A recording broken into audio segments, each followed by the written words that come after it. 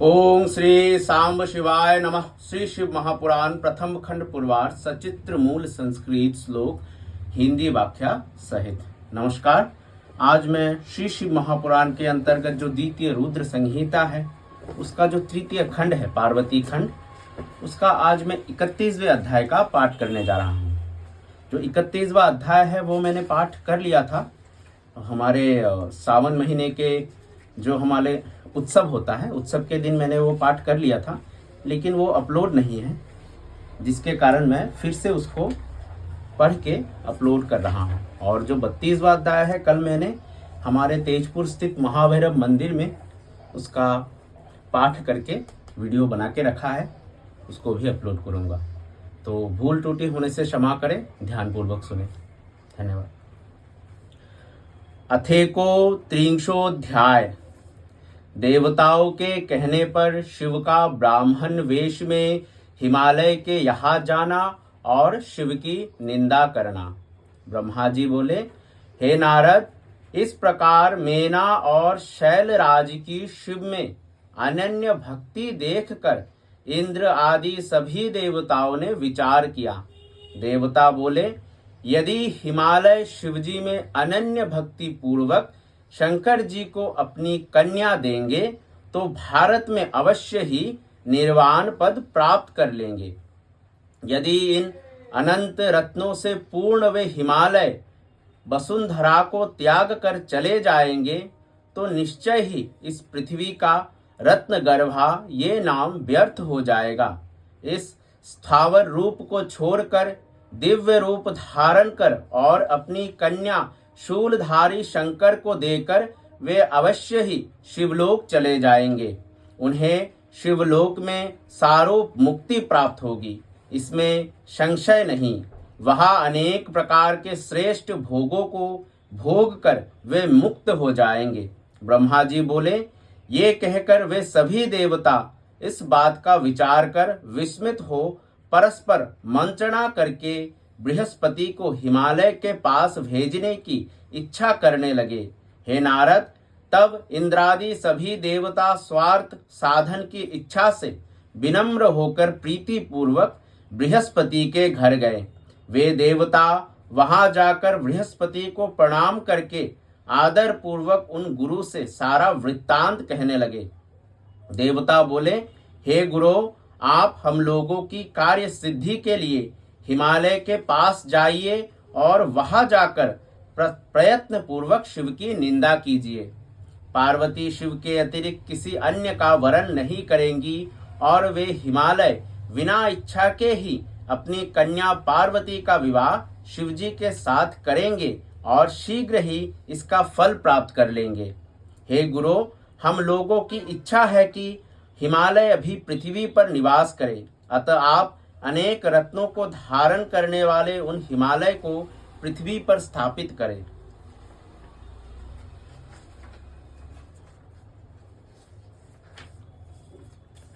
ब्रह्मा जी बोले, देवगणों की ये बात सुनकर बृहस्पति ने अपने कानों पर हाथ रख लिया और शिवजी का नाम स्मरण करते हुए उन्होंने इस बात को स्वीकार नहीं किया। उदार बुद्धि वाले बृहस्पति महादेव जी का स्मरण कर श्रेष्ठ देवताओं को बार बार धिक्कारते हुए कहने लगे। बृहस्पति बोले, हे देवताओं, तुम लोग स्वार्थ साधक और दूसरे के कार्य को विनष्ट करने वाले हो।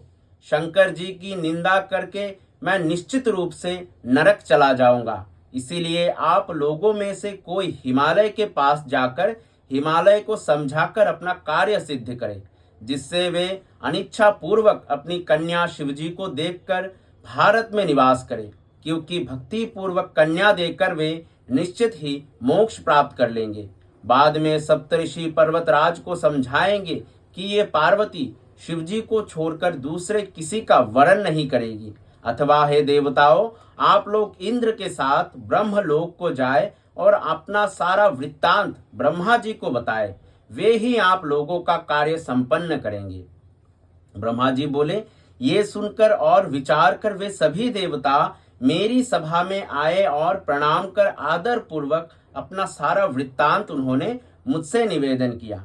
हे मुने, तब देवताओं की उस शिव निंदा विषयक बात को सुनकर वेद वक्ता मैं दुखी होकर उन देवताओं से कहने लगा।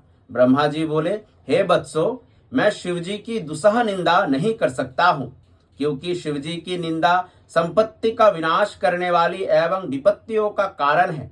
इसीलिए हे देवताओं, आप लोग कैलाश पर जाए और शिव को संतुष्ट करें तथा उन्हीं को हिमालय के घर भेजिए। वे ही स्वयं हिमालय के घर जाकर अपनी निंदा करें, क्योंकि परनिंदा विनाश के लिए और आत्मनिंदा यश के लिए कही गई है। ब्रह्मा जी बोले, वे देवता मेरी बात सुनकर प्रेम से मुझे प्रणाम कर शीघ्र ही शैलराज कैलाश पर्वत पर गए। वहां जाकर शिवजी को देखकर सिर झुकाकर शिवजी को प्रणाम करके हाथ जोड़कर वे सभी देवता उन शिवजी की स्तुति करने लगे। देवता बोले, हे देवदेव, हे महादेव, हे करुणाकर, हे शंकर, हम सब आपकी शरण में हैं। आपको प्रणाम है, हम लोगों पर कृपा कीजिए। हे स्वामीन, आप भक्त वत्सल्य है, सदा भक्तों का कार्य करने वाले, दीनों का उद्धार करने वाले, कृपा सिंधु और भक्तों की आपत्ति दूर करने वाले हैं। ब्रह्मा जी बोले, इस प्रकार इंद्रादि देवगणों ने शिव जी की स्तुति करके बड़े आदर के साथ अपना सारा वृत्तांत उनसे निवेदन किया।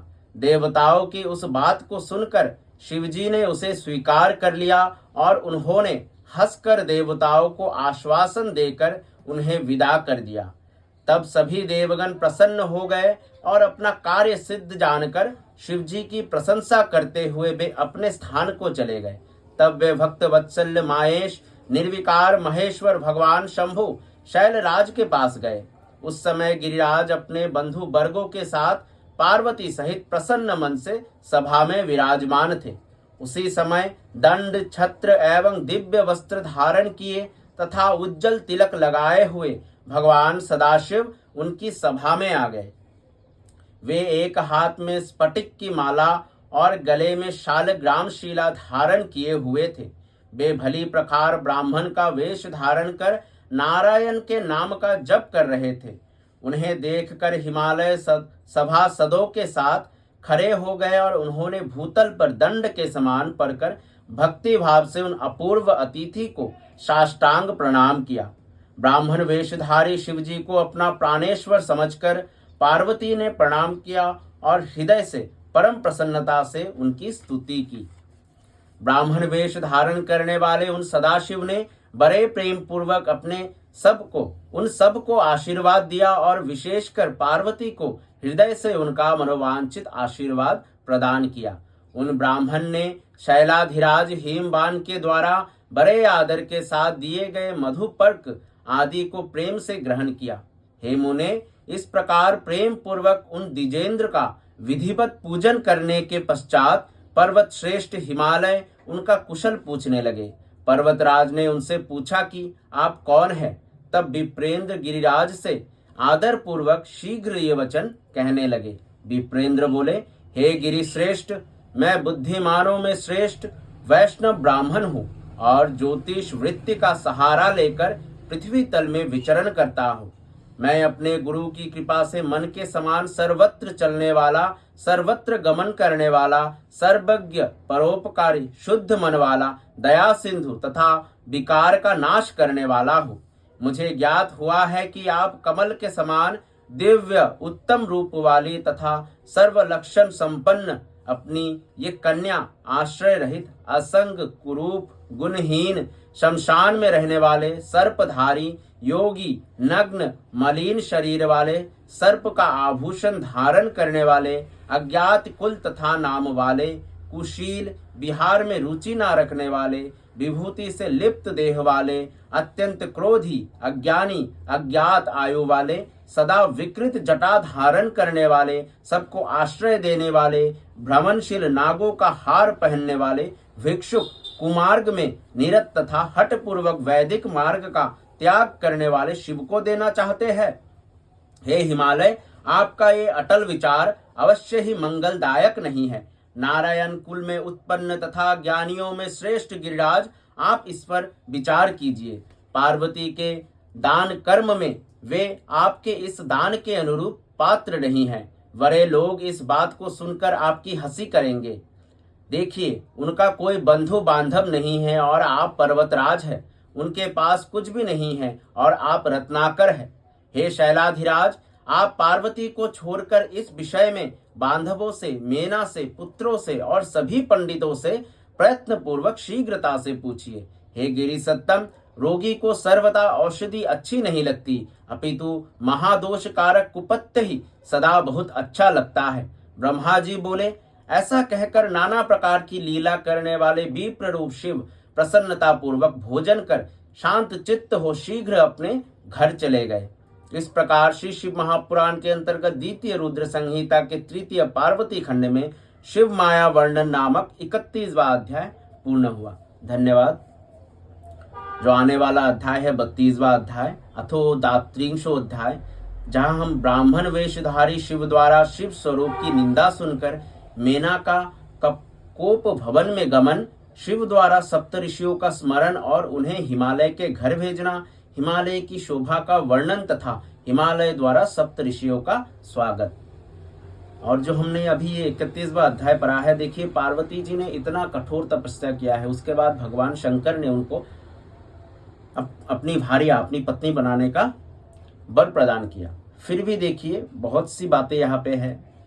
क्यों मेना ने मना किया, पार्वती की माँ?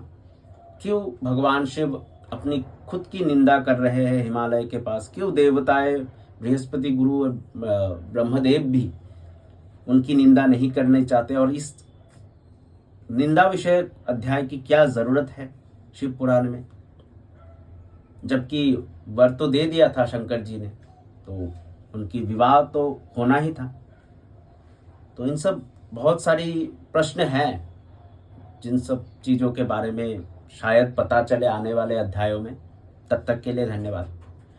सांब सदाशिव सांब, सदाशिव सांब, सदाशिव सांब, सदाशिव सांब, सदाशिव हर शंभु।